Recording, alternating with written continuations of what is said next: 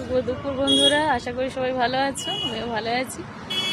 মেয়েদের self help গ্রুপের কাজে এসেছিলাম, গ্রীষ্মের ছুটি পড়েছে, আজকে ছুটির প্রথম দিন।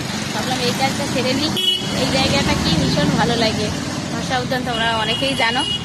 আর তার সাথে এত এটা সেটা বিক্রি হয় এখানে আসলে, খেতে পেয়ারা খেয়েছি আর বাড়ির জন্য লিচু নিয়েছি।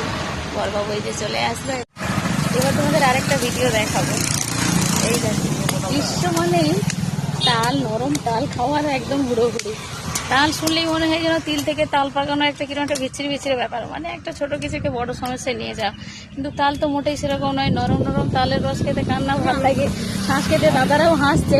তারপরে পাকলে তাল, তার না তালের বড়া কে না খেতে পছন্দ করে। আখিটা পর্যন্ত, তার থেকে আবার শ্বাস। তাহলে আর বলবে তিল থেকে তাল পাকানো।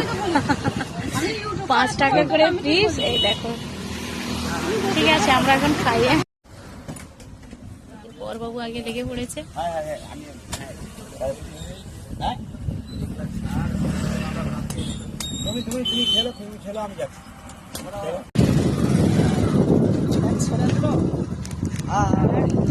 তো লেগেই পড়েছে। আমি এবার চেষ্টা করি যুদ্ধের মতো করে খাবো, কারণ ওপরের খসাটাকে সরাতে হবে, তাহলেই ভালো করে খাওয়া যাবে।